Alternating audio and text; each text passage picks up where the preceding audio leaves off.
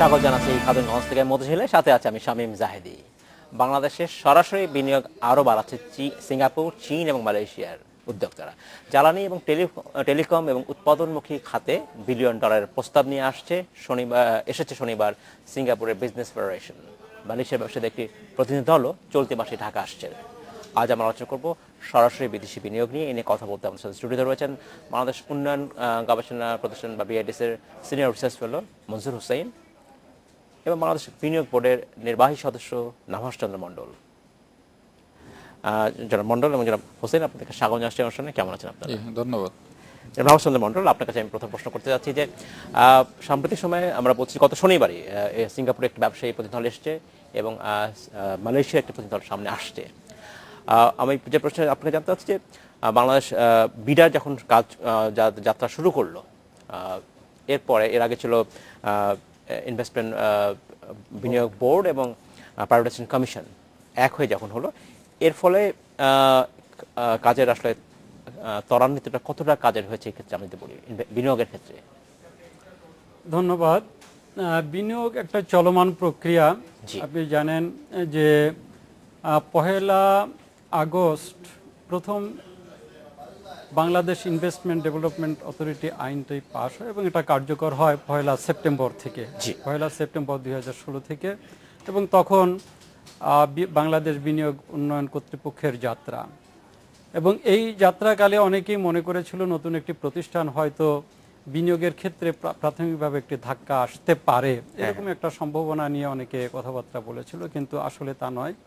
এই প্রতিষ্ঠানটি যাত্রা শুরু করে পূর্ণ উদ্যমে, কেননা এর একটা পূর্ব অভিজ্ঞতা, বিনিয়োগ বোর্ডের একটি পূর্ব অভিজ্ঞতা নিয়ে এবং কোথায় ল্যাপসেস গ্যাপসেস ইত্যাদি দিকগুলো তাদের অভিজ্ঞতায় ছিল, এবং সেই অভিজ্ঞতার লব্ধ জ্ঞান থেকেই এর কার্যক্রমটি শুরু হয়। আপনারা লক্ষ্য করেছেন যে বিনিয়োগের জন্য সবসময় যে কথাটি ওঠে সেটি হচ্ছে ওয়ান স্টপ সার্ভিসের বিষয়টি। বিনিয়োগ উন্নয়ন কর্তৃপক্ষ যে আইনটি হয়, এখানে ওয়ান স্টপ সার্ভিসের যে বিষয়টি এখানে অন্তর্ভুক্ত থাকে, এবং ইতিমধ্যে ওয়ান স্টপ সার্ভিস অ্যাক্ট এটি আপনারা জানেন ক্যাবিনেটে অনুমোদন হয়েছে এবং সহসাই এটা পার্লামেন্টে অনুমোদন হবে, আইনে রূপ নেবে এটা আমরা মনে করছি। এবং এই আইনটি কার্যকর হয়ে গেলে দেখা যাবে আমাদের দেশের যে সার্ভিসগুলি, অর্থাৎ বিনিয়োগকারীরা যে সার্ভিসগুলি সাধারণত বিনিয়োগ উন্নয়ন কর্তৃপক্ষ সহ অন্যান্য মিনিস্ট্রি বা ডিপার্টমেন্ট থেকে নিয়ে থাকে, সেটি আরও ত্বরান্বিত হবে। এছাড়াও বিনিয়োগ উন্নয়ন কর্তৃপক্ষে একটি ওয়ান স্টপ সার্ভিস সেল, যেটা বিনিয়োগ বোর্ডে আগে ছিল, সেটি এখনও অব্যাহত আছে, এবং এই সার্ভিসগুলি অতি দ্রুততার সঙ্গে প্রদানের জন্য ইতিমধ্যে বিভিন্ন মিনিস্ট্রি ডিপার্টমেন্ট তারা প্রয়োজনীয় পদক্ষেপ নিয়েছে, এবং এটি জানেন যে সময়গুলো কমে এসেছে। এবং বিদ্যুতের ক্ষেত্রে যেখানে 1 বছরের বেশি সময় লাগতো, সেটি এখন তারা 28 দিনের ভিতর কানেকশন দেবে। তারপর আপনার পরিবেশ সার্টিফিকেশন যেটা, সেটির ক্ষেত্রেও তারা সময় কমিয়ে এনে 28 দিনের মতো এনেছে। রাজুকের যেটা, সেক্ষেত্রেও সময় কমিয়ে এনেছে, এবং ফলশ্রুতিতে যেটা হয়েছে 2015 সালে আমরা যে ইনভেস্টমেন্ট পেয়েছিলাম 2.1 বিলিয়ন, এবং 2016-তে এসে স্বল্পকালীন সময়ে কাজ হলো আমাদের কিন্তু বিনিয়োগ বেড়েছে। আমরা গতবারের তুলনায় 4.38% ফরেন ডিরেক্ট ইনভেস্টমেন্ট। ধন্যবাদ জনাব মণ্ডল। আমি আপনার কাছে ফিরে আসবো। জনাব মনজুর হোসেন, আপনার কাছে জানতে চাচ্ছি ওয়ান স্টপ সার্ভিসের কথা বলা হচ্ছিল যে ওয়ান স্টপ সার্ভিসের নতুন অ্যাক্ট হয়েছে, সম্প্রতি সময় ক্যাবিনেটে এটা অ্যাপ্রুভ হয়েছে। তার আগেও কিন্তু একটা ওয়ান স্টপ সার্ভিস সেন্টার ছিল, যেটা যারা মণ্ডল বললেন আপনি, সেই সার্ভিস ছিল। সেখানে আসলে আপনারা যেহেতু গবেষক অর্থনীতিবিদ, আপনারা গবেষণার ক্ষেত্রে কখনো যারা ইনভেস্টর তাদের কোনো মতামত পেয়েছেন কিনা, তারা আসলে হ্যাপি ছিলেন কিনা আগের যে ওয়ান স্টপ সেন্টার এসেছিল? না, এটা আসলে গবেষণা করে না, আমরা যতটুকু পত্রপত্রিকায় জেনেছি বা যেটা, যে একটা ওয়ান স্টপ সার্ভিস সেন্টারের নিড বা প্রয়োজন বা ডিমান্ড কিন্তু প্রচণ্ড ছিল আমাদের ইনভেস্টরদের মধ্যে থেকে। তার কারণ হচ্ছে যে আগে এক সময় ছিল যে বিভিন্ন প্রতিষ্ঠানে দাঁড়ে দাঁড়িয়ে ঘুরতে হতো, এবং তার ব্যুরোক্রেটিক যে প্রসেস অন্যান্য কিছু, এগুলো মিলে একটা ইনভেস্টমেন্টকে মানে আলোর মুখ দেখাতে বছর পর বছর চলে যেত, এবং তাতে করে ট্রানজ্যাকশন কস্ট বেড়ে যেত তাদের, যার কারণে বিনিয়োগকারীরা অনেক সময় হতাশ হয়ে কিন্তু ফিরে যেত। এখন সেটাকে সলভ করার জন্য বিনিয়োগ বোর্ডে একটা ওয়ান স্টপ সার্ভিস সেল করা হয়েছিল, যেটা উনি বললেন। সেই সেলের কাজ হচ্ছে যে এক জায়গাতেই সবকিছু হবে এবং সবাইকে অল্প সময়ের মধ্যে সবকিছু যা যা দরকার সেগুলো সমাধান করা হবে। কিন্তু দুর্ভাগ্যজনক হলেও যেটা সত্য যে সেই ওয়ান স্টপ সার্ভিস সেল সেভাবে কাজ করেনি বা কাজ করতে মানে সেই সুবিধা দিতে পারেনি বিনিয়োগকারীদের অভিযোগ বিভিন্ন ব্যবসায়ীদের কথা আমরা এই কথাই শুনেছি এই কথাই শুনে আসছি যে ওইটাও সেভাবে কার্যকরী হয়নি। এখন সরকার যেহেতু প্রাইভেটাইজেশন বোর্ড এবং বিনিয়োগ বোর্ড দুটোকে মার্জ করে একটা বিডা করেছে, আমি যেটা বলবো যে শুধুমাত্র দুটো প্রতিষ্ঠানকে মার্জ করার মধ্যে সীমাবদ্ধ থাকলে কিন্তু এর সুফল কিন্তু খুব বেশি পাওয়া যাবে না। যেটা দরকার হচ্ছে এটা কিছু রিফর্মসের দরকার আছে। এখন যেটা বলা হলো যে এটা অ্যাক্টের মাধ্যমে আনার দরকার আছে, আদারওয়াইজ বোধহয় এটা ইমপ্লিমেন্ট করার সুযোগ আমি জানি না কতটুকু সমস্যা ছিল। এখন অ্যাক্ট যদি হয়ে থাকে, অ্যাক্ট ইমপ্লিমেন্ট করার মানে যত দ্রুত সম্ভব প্রয়োজন, না হলে কিন্তু বিনিয়োগকারীদের অনেক কিছু সমস্যার মধ্যে এটাও একটা সমস্যা যে তারা প্রপার চ্যানেলে বা প্রপারলি যেসব অনুমতি পাওয়া দরকার, যত দ্রুত একটা বিনিয়োগকে অপারেশনে নেওয়ার জন্য যা দরকার সেগুলো কিন্তু সময় মতো পান না। এটাও আমাদের একটা বড় দুর্বলতা হিসেবে চিহ্নিত হয়ে আসছে অনেকদিন যাবত। ধন্যবাদ জনাব মন্ডল, আপনাকে জানতে হচ্ছে যে অ্যাক্ট করা হচ্ছে ওয়ান স্টপ সার্ভিসের জন্য, এর ফলে কি এমন পরিবর্তন আসবে যেটা আগে ছিল না, এবং যার ফলে যারা বিদেশি বিনিয়োগকারী তারা আসলে উৎসাহিত বোধ করবে এবং তাদের যে সেবা যেটা পাওয়ার কথা দ্রুত পেতে পারে? ধন্যবাদ। আগের সঙ্গে কিছুটা তুলনা করে এটা বলতে হয়। জি। আগে বিভিন্ন ডিপার্টমেন্ট বা মিনিস্ট্রির যারা প্রতিনিধি বিনিয়োগ বোর্ডে কাজ করত তাদের পূর্ণাঙ্গ কোনো ক্ষমতা দেওয়া ছিল না। আচ্ছা। তারা এখানে বসতো, যে কোনো প্রতিষ্ঠান যে কোনো ধরনের সার্ভিস চাইলে এদের কাছে প্রেরণ করা হতো এবং তারা নিয়মমাফিক এটি বিভিন্ন মন্ত্রক বা ডিপার্টমেন্টে এটা সিদ্ধান্তের জন্য প্রেরণ করত। কিন্তু এখন অন স্টপ সার্ভিস হওয়ার ফলে যেটা হবে, তাদের ফুল অথরিটি দিয়ে এখানে অর্থাৎ বিডাতে বসানো হবে এবং তাদের যদি ফুল অথরিটি থাকে এবং সেই কার্যক্রমগুলোকে মনিটর করার জন্য, সুপারভাইজ করার জন্য একটা হাই পাওয়ার কমিটিও থাকবে, হেডেড বাই জনৈক অনারেবল মন্ত্রী থাকবেন এবং চিন্তা ভাবনা আছে যে মাননীয় অর্থমন্ত্রী সেই কমিটির নেতৃত্বে থাকবেন এরকম। তো যাই হোক, সেটি এখনো চূড়ান্ত হয়নি, এটা চূড়ান্ত হওয়ার পর এটা জানা যাবে। আমরা জনাব মন্ডল ধন্যবাদ। আমরা নেব ছোট্ট একটি বিরতি। আমরা নিচ্ছি ছোট্ট একটি বিরতি। শুরু করছে আবার আলোচনা। জনাব মঞ্জুর হোসেন, শুধুমাত্র কি বিডা রিফর্মই বড় কথা, নাকি আসলে আরো কিছু যে ব্যবসা করবার জন্য যেসব ক্লাইমেটের কথা বলা হয়ে থাকে সেগুলোর দিকে আসলে নজর আমরা কতটা দিচ্ছি? মূল ইনভেস্টমেন্টের যে ক্লাইমেটের কথা বলে থাকি সেদিকে কি আমরা যথেষ্ট নজর দিচ্ছি কিনা? মানে সেটা তো একটা বড় প্রশ্ন। আমাদের দেশে আমি যদি বৈদেশিক বিনিয়োগ নিয়ে আজকে আলোচনার মধ্যে সীমাবদ্ধ থাকি তাহলে দেখবো যে আমরা গত 2-3 বছর যাবত আমাদের $2 বিলিয়ন মতো আমরা পাচ্ছি এভারেজে, এবং সেগুলো মূলত যাচ্ছে টেলিকম সেক্টর এবং এনার্জি সেক্টর, এর আগে মাইনিং ছিল বা ন্যাচারাল রিসোর্সে ছিল এরকম। ঠিক আমাদের যে জায়গাগুলোতে গেলে আরো বেশি দেশের ইন্ডাস্ট্রিয়ালাইজেশনের দিকে যেত, যেমন ম্যানুফ্যাকচারিং সেক্টর বন্যা, সেইখানে কিন্তু খুব বেশি বিনিয়োগ এখনো আসেনি। না আসার পিছনে বিনিয়োগকারীদের অনেকগুলো মানে তাদের যে ফ্যাক্টরের কথা বলা হয় তার মধ্যে একটা হচ্ছে যে আমাদের ইনফ্রাস্ট্রাকচারের যে দুর্বলতা, বিশেষ করে ধরেন বিদ্যুৎ, গ্যাস এগুলো সময় মতো কানেকশন না পাওয়া বা কানেকশন পেলেও সময় মতো এগুলোর যে সার্ভিসটা দেওয়া সেই জায়গাগুলোতে ঘাটতি ছিল। ল্যান্ড একটা বড় বিষয় ছিল, সার্ভিস ল্যান্ড, সেটার জন্য এখন স্পেশাল ইকোনমিক জোন করা হচ্ছে, 100টি করা হচ্ছে, কিন্তু এখনো বোধহয় একটাও সেভাবে রেডি হয়নি। 22টার কাজ চলছে, বলা হচ্ছে কাজ চলছে, সেটা অনেক ঢিল হয়ে চলছে, সেটা একটা জিনিস ছিল। তারপরে আরো বিষয়গুলোর মধ্যে হচ্ছে একটা ডুইং বিজনেস যে এনভায়রনমেন্টের কথা বলা হয়, ম্যাক্রো ইকোনমিক এনভায়রনমেন্ট বা ফিনান্সিয়াল সেক্টরের কথা বলা হয়, যে ফিনান্সিয়াল সেক্টরে আমরা এখন যে ধরনের একটা সিচুয়েশনের মধ্যে আছি এটা কিন্তু ইনভেস্টমেন্টের জন্য অত কন্ডিউসিভ না, মানে ফেভারেবল না অনেক ক্ষেত্রে। ইন্টারেস্ট রেট হাই, ব্যাংকের নন পারফর্মিং লোন অনেক বেশি হাই, ব্যাংকের এইসব জিনিসগুলো রয়ে গেছে। তো এই যে আমাদের একদিকে ইনফ্রাস্ট্রাকচারগত দুর্বলতা, আরেকদিকে যেটা হয়েছে যে ব্যুরোক্রেটিক যে একটা লং প্রসেস, এই জিনিসগুলো কিন্তু অধিকাংশ ক্ষেত্রেই আমাদের বিনিয়োগকে কিন্তু নিরুৎসাহিত করেছে বিদেশে। যদিও আমরা একটা ফেভারেবল সিচুয়েশন বা কন্ডিশনে আছে, যেমন আমাদের এখানে ওয়েজ রেট কিন্তু চায়নার চাইতে বা স্টেশন কান্ট্রিগুলোর চাইতে কম। বিনিয়োগকারীরা চায় যে বাংলাদেশে আসুক, কারণ তারা এর সাথে বাংলাদেশের অনেক কিছুর মার্কেট বড় না হলেও তারা আশপাশের মার্কেটে কিন্তু ইন্ডিয়ার মার্কেট ধরতে পারে, অন্যান্য মার্কেট ধরতে পারে, চায়নার মার্কেট ধরতে পারবে, সেজন্য তারা চায় যে বাংলাদেশে বিনিয়োগ করতে। কিন্তু বিনিয়োগ করতে যে আমাদের যে সমস্যাগুলো তৈরি হয় সেগুলোর কারণে কিন্তু অনেক ক্ষেত্রে বিনিয়োগ আসে না।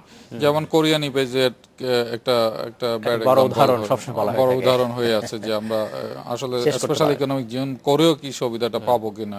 তো এই বিষয়গুলো খুব গুরুত্বপূর্ণ হচ্ছে বৈদেশিক বিনিয়োগ পাওয়ার জন্য। আরেকটা কথা আমি যেটা বলি, সরকার কিন্তু টার্গেট করেছে 7-5 ইয়ার প্ল্যানে প্রায় $9 বিলিয়ন অন এভারেজ বৈদেশিক বিনিয়োগ আকৃষ্ট করার জন্য। বর্তমানে যে 2 বিলিয়নের মতো আসে, এটা লেস দেন 1% অফ জিডিপি। সুতরাং সেটা করার জন্য যে ধরনের একটা বিগ পুশ বা যে ধরনের একটা এনভায়রনমেন্ট দরকার সেটা কিন্তু আমরা এখনো পাইনি। আমি যেটুকু শুনলাম ওনার কাছে ওয়ান স্টপ সার্ভিসের এই কথা আমরা অনেক আগেই বলে আসছি, এখন খুব ভালো লাগলো যে শুনে। ওই জায়গাটা যদি অথরিটি না দেওয়া হয়, আপনি 5টা প্রতিষ্ঠানে 5 জন লোককে আনলেন, কিন্তু তারা কোনো ডিসিশন দিতে পারছে না, তাহলে এটা ওয়ান স্টপ সার্ভিস কিভাবে হলো? সেবা মন্ত্রণালয় পাঠাচ্ছে, আবারও একই সমস্যাটা হচ্ছে। তাহলে এই জিনিসটা যে সলভ করার একটা চেষ্টা হচ্ছে, এটাকে আমি সাধুবাদ জানাই এবং এটা একটা পজিটিভ সাইন। জনাব মন্ডল, আমরা অ্যাভারেজে গত কয়েক বছর থেকে $2 বিলিয়ন মতো আসলে এফডিআই পাচ্ছি। সরকারের যে পরিকল্পনা আছে, ডক্টর মঞ্জুর যেটা বললেন যে $9 বিলিয়ন আমাদের দরকার, সেইটা বিগ পুশের জন্য বড় ধরনের কোনো পরিকল্পনা বিডার কাছ থেকে আছে কিনা? হ্যাঁ, ধন্যবাদ। অবশ্যই এই পরিকল্পনাটি গভর্নমেন্টের সকল দপ্তর এর সঙ্গে একভূত হয়ে কাজ করছে। আপনি জানেন, আমি ওনার সঙ্গে একমত যে হ্যাঁ, আমাদের বাংলাদেশের এতগুলি সমস্যা আছে, বিনিয়োগের জন্য বেশ কিছু সমস্যা আছে। তার ভিতর সবচেয়ে প্রধানতম যে দিক সেটি হচ্ছে ডুইং বিজনেস যে ইস্যুটি। এখানে 10টি ইন্ডিকেটর আছে। আপনি জানেন ইতিমধ্যেই বিডা এই 10টি ইন্ডিকেটর ধরে কিন্তু কাজ করছে এবং ইতিমধ্যে সকল স্টেক হোল্ডারদের নিয়ে আমরা বসে এই ইজ অফ ডুইং বিজনেস কীভাবে করা যায় এবং বাংলাদেশের যে মান, এখন আমরা 176তম অবস্থানে আছি, এটিকে আগামী 21 সালের ভিতর আমরা এটা ডাবল ডিজিটে নিয়ে আসতে চাই। সেই ধরনের লক্ষ্য নিয়েই কিন্তু বিডা এগিয়ে যাচ্ছে। এছাড়া বিনিয়োগের জন্য যে সমস্যাগুলি ওনার বক্তব্যেই চলে এসেছে যে ইতিমধ্যে গভর্নমেন্ট ভূমি সমস্যা এটা মেটানোর জন্যে স্পেশাল ইকোনমিক জোনস বা ইকোনমিক জোনস করেছে। আগামী 5 বছরের আগামী 15 বছরের মধ্যে 100টি ইকোনমিক জোনস ডেভেলপ করার যে পরিকল্পনা, সেই পরিকল্পনা বাস্তবায়নের জন্য ধাপে ধাপে এগিয়ে যাচ্ছে। এছাড়া বিদ্যুৎ, যেটা আপনারা জানেন 2009 সালে যেখানে আমাদের 3360 মেগাওয়াট বিদ্যুৎ ছিল, সেটি এখন উৎপাদন যে সক্ষমতা সেটি আমরা 15,000 এখন ছাড়িয়ে গেছে এবং অ্যাকচুয়াল যে ইনভেস্টমেন্ট যেটা সাপ্লাই যেটা সেটি 9,000 মেগাওয়াট আমরা ছাড়িয়ে গেছি। অ্যাকচুয়াল সাপ্লাই যেটা হচ্ছে উৎপাদন ক্ষমতা আর হচ্ছে সাপ্লাই, আমাদের যেটা ন্যাশনাল গ্রিডে যেটা সাপ্লাই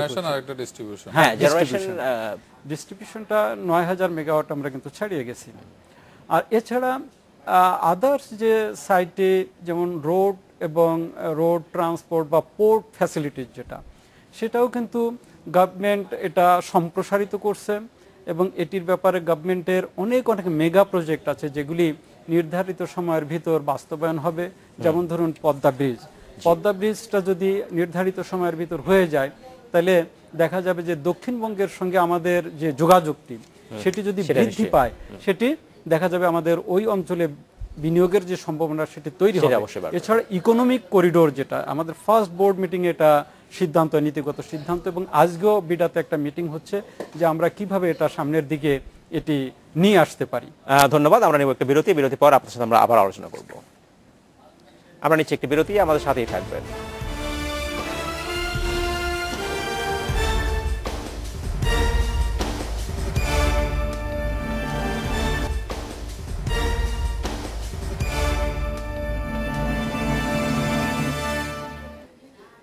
স্বাগত একবার খাতুনগঞ্জ থেকে মধ্যে। আজ আমরা আলোচনা করছি সরাসরি বিদেশি বিনিয়োগ নিয়ে। এই নিয়ে কথা বলতে আমার সাথে স্টুডিওতে রয়েছেন বাংলাদেশ উন্নয়ন গবেষণা প্রতিষ্ঠান বা BIDS এর সিনিয়র রিসার্চ ফেলো ডক্টর মঞ্জুর হোসেন এবং বিনিয়োগ বোর্ডের বিডার নির্বাহী সদস্য নাভাস চন্দ্র মণ্ডল। জনাব মণ্ডল এবং জনাব হোসেন, আপনাদেরকে স্বাগত জানাচ্ছি। আরেকবার জনাব হোসেন, আপনার কাছে আমি জানতে চাচ্ছি, আমরা বলছিলাম যে বাংলাদেশের বিনিয়োগের ক্ষেত্রে আপনি বলছেন যে বিডার বাইরে আরও বেশ কিছু সমস্যা রয়েছে। সেটা হচ্ছে আমরা যদি বলি যে ইনভেস্টমেন্ট ক্লাইমেট খুব অভাব, এবং প্রধান বিষয়টা আসে যেটা হচ্ছে অবকাঠামো দুর্বল আমাদের। যদি দুর্বল অবকাঠামো হয়েই থাকে, তো অবকাঠামোর ক্ষেত্রে কেন বেশি বিদেশি বিনিয়োগ আসছে না বা সহজে বিনিয়োগ পাওয়া যায় না কেন? এখানে কয়েকটা বিষয় জড়িত, শুধুমাত্র যে অবকাঠামো তা নয়, অবকাঠামো কিন্তু ডেভেলপ করার দায়িত্ব সরকারের, যেটা আমরা পাবলিক ইনভেস্টমেন্ট, সেটা আগে করতে হবে। ওইটা কিন্তু ওই খাতে খুব কমই আপনার সরাসরি বিদেশি বা প্রাইভেট বিনিয়োগ হয়। সেখানে অনেক সময় পিপিপি হতে পারে, সর্বোচ্চ প্রাইভেট পাবলিক পার্টনারশিপ, সেগুলোর সাথে আমাদের পিপিপির অভিজ্ঞতা কিন্তু যদি দেখি তত ভালো না, সুতরাং সেখানেও আসার কথা না। সেক্ষেত্রে সরকারকেই এটা করতে হয়। এবং যেমন বিদ্যুতে বলেন, তারপরে গ্যাসে বলেন, বড় বড় মেগা প্রজেক্ট যেগুলো ব্রিজ, কালভার্ট বা রেল বা অন্যান্য যেগুলো করা দরকার, 4 লেন 5 লেন, এই জিনিসগুলো সরকারকে করে দিতে হবে। সেখানে আমাদের ঘাটতি আছে। এবং সেটার বাইরেও আমাদের একটা বড় ঘাটতি হচ্ছে প্রপার হিউম্যান ক্যাপিটাল। আপনি একটা যদি বড় কোম্পানি আসে, তার যদি আজকে ধরেন খুব কোয়ালিফাইড 5000 ম্যানেজার দরকার, সেটা কিন্তু আমরা দিতে পারবো না। 5000 ইঞ্জিনিয়ার দরকার, আমরা কিন্তু দিতে পারবো না। যে কথাটা আমরা বলছি স্কিল, প্রপার স্কিলের কিন্তু একটা বড় ঘাটতি রয়ে গেছে আমাদের দেশে। সবাই তো আর বিদেশ থেকে হায়ার করে লোক আনে এখানে সে ইনভেস্ট করবে না, সে আসবে এখানে লো কস্টে যাতে তার বিনিয়োগটা করতে পারে এবং সে বেশি প্রফিট নিতে পারে।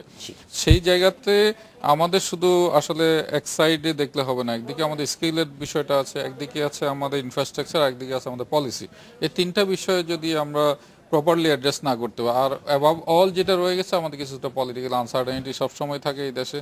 আমরা যে ধরনের পলিটিক্যাল অ্যাক্টিভিজম করি সেগুলোতে ডিস্ট্রাকটিভ অনেকটাই, সেটাতে কিন্তু বিনিয়োগকারীরা আশ্বস্ত হতে পারে না। তারা চিন্তা করে যে এই সরকার চলে গেলে পরে বছর এইখানে চলে গেলে কি হবে, তারপর আমাদের খুব দ্রুত পলিসি চেঞ্জ হয়, যেগুলো আমরা পলিসি শিফট হয়, সেই জায়গাগুলোতে একটা আনসার। তো এই জায়গাগুলোতে কাজ করার যথেষ্ট সুযোগ আছে, না হলে কিন্তু বিদেশি বিনিয়োগ ওইভাবে পাওয়া মুশকিল হবে। আপনি দেখেন স্টেশন যে মডেলটা আমরা দেখি, সেটা যদি দেখি সেখানে তারা কি ধরনের পলিসি নিয়েছিল, কিভাবে এগুলো অ্যাড্রেস করেছিল, সেই জিনিসটা একটা লাসন হতে পারে আমাদের জন্য। কিন্তু আমরা কিন্তু সেভাবে আগাচ্ছি না পুরো জিনিসটা। ধন্যবাদ যারা আমার সাথে মডেল, আপনার কাছে আমি জানতে চাচ্ছি, আমরা প্রথমে বলছিলাম যে সিঙ্গাপুরে একটি বিদেশি ব্যবসায় প্রতিনিধি ইতিমধ্যে শনিবার এসে ঢাকা এসেছে এবং মালয়েশিয়ার একটি প্রতিনিধি সামনে আসবে। তারা আসলে কি বলছে, তারা কি ক্ষেত্রে ইনভেস্টমেন্ট করবার ক্ষেত্রে আগ্রহ দেখাচ্ছে? ধন্যবাদ। প্রথমত বিনিয়োগের যে ক্ষেত্রটি উনি যেটা বলেছেন, পলিটিক্যাল স্থিতিশীলতা, তো এটি বাংলাদেশে আছে বলে আমি বিনিয়োগ উন্নয়ন কর্তৃপক্ষের একজন কর্মকর্তা হিসাবে মনে করি। এই কারণে 2013 সালের শেষ ভাগে এসে যথেষ্ট রাজনৈতিক অস্থিতিশীলতা তৈরি হয়েছিল, বিশেষত নির্বাচনকে কেন্দ্র করে। তো নির্বাচন আসলে বাংলাদেশে এ ধরনের পরিস্থিতি হয়, এটা প্রতিটি নির্বাচনে দেখা যায়। এটা শুধু আমরা যারা এদেশের নাগরিক তারা যে শুধু জানি তা না, এটা আমি যেটা মনে করি এটা বিদেশি যারা তারাও জানেন। এবং নির্বাচন শেষ হওয়ার পরে এটা শান্ত হয়ে যায়, পরিস্থিতি আবার স্বাভাবিক হয়।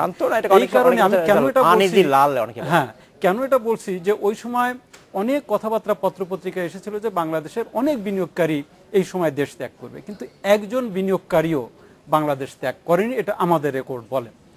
তো সুতরাং এর পরে যে পরিস্থিতিগুলো, এটা কিন্তু স্বাভাবিকভাবে যাচ্ছে। এবং শুধু সিঙ্গাপুর বা মালয়েশিয়া নয়, এর পরের থেকে আপনারা জানেন যে আগে এবং এর পরে বিদেশি অনেক বিনিয়োগকারী বাংলাদেশে আসছে, বাংলাদেশের যে বিনিয়োগ পরিস্থিতি তারা লক্ষ্য করছেন এবং তাদের স্পেশালি যারা একবার এখানে বিনিয়োগ করেছে তারা বিনিয়োগ নিচ্ছে তো নাই, বরং এক্সপ্যান্ড করছেন।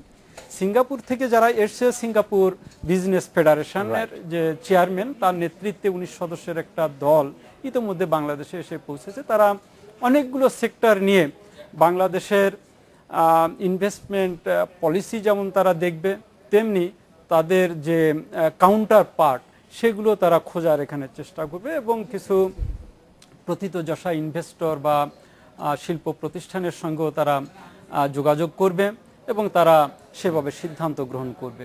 এর ভিতর যেগুলো রয়েছে, যেমন টেক্সটাইল আছে, গার্মেন্টস আছে, ইলেকট্রিসিটি আছে, মিনারেল আছে, আপনার পোর্ট ম্যানেজমেন্ট সহ নানাবিধ সেক্টর, প্রায় 12-13টা সেক্টরে সেক্টর নিয়ে তারা চিন্তা ভাবনা করছে। রিটেল মার্কেট যেটা, সেটির ব্যাপারেও তাদের চিন্তা ভাবনা আছে। তো এরকম অনেকগুলো সেক্টর নিয়ে তারা কাজ করবে এবং একটি বিডার সঙ্গে একটা এমইও সিগনেচার করার তাদের চিন্তা ভাবনা আছে। ধন্যবাদ ডক্টর হোসেন, আপনার কাছে জানতে চাই, সময় একদম সংক্ষেপে 30 সেকেন্ড আমাদের সময় আছে। এই যে বিদেশ বিনিয়োগগুলো আসছে, যা বিনিয়োগ যারা কারীরা আসছে বাংলাদেশে, সিঙ্গাপুর থেকে, মালয়েশিয়া থেকে, তাদের জন্য আমরা কি বার্তা দিতে পারি এখন ভবিষ্যতের জন্য? না, একটা হচ্ছে যে আমি মনে করি এখানে বিডার একটা বড় রোল থাকা উচিত, তাদেরকে যে কনফিডেন্সটা বিল্ড আপ করার জন্য তাদেরকে যেসব ধরনের যেসব বিষয়গুলো জানানো দরকার খুব আমার মনে হয় ক্যান্ডিডলি জানানো উচিত তাদেরকে আমাদের এই সিচুয়েশন এবং এটার উনি যেটা বলছিলেন যে আমাদের হরতালেও কিন্তু প্রোডাকশন চলে, এটা কিন্তু অনেকে জানে না, তারা মেকআপ করে নেয়। বা আমাদের পোর্ট ফ্যাসিলিটি বেড়েছে, আমাদের যে পটেনশিয়াল গুলো আছে, আমাদের দেশে হিউজ হিউম্যান ক্যাপিটাল আছে, তাদেরকে ডেভেলপ করলে যে অনেক কাজ হতে পারে এবং লো কস্ট হয়ে যায়, এবং এট দ্য সেম টাইম বিডার একটা রোল থাকতে পারে যে তারা বিজনেস কমিউনিটির সাথে তাদের ইন্টারাকশনের সুবিধা বাড়িয়ে দেওয়া, একটা প্রোঅ্যাক্টিভ রোল। আমি মনে করি সরকারি প্রতিষ্ঠান হিসেবে না, ইটস এ কাইন্ড অফ এটা প্রাইভেট সেক্টরের পথে, কারণ প্রাইভেটাইজেশন বোর্ডও কিন্তু ওখানে সার্ভিস ওরিয়েন্টেড একটা সিচুয়েশন যে আমরা তৈরি করতে পারি, তাহলে কিন্তু। ধন্যবাদ ডক্টর মনজুর হোসেন, আপনাকে ধন্যবাদ। জনাব নওয়াজ চন্দ্র মন্ডল, আপনাকে অসংখ্য ধন্যবাদ। আজকে শেষ করতে হচ্ছে, ভবিষ্যতে আপনার সাথে আমরা আবার কথা বলবো। ধন্যবাদ আপনাকে এবং ইন্ডিপেন্ডেন্ট টেলিভিশনকে। এই ছিল আজকের মধ্যে খাতুনগঞ্জ থেকে মতো ছিল, আমাদের সাথেই থাকবেন, দেখা হবে আবার।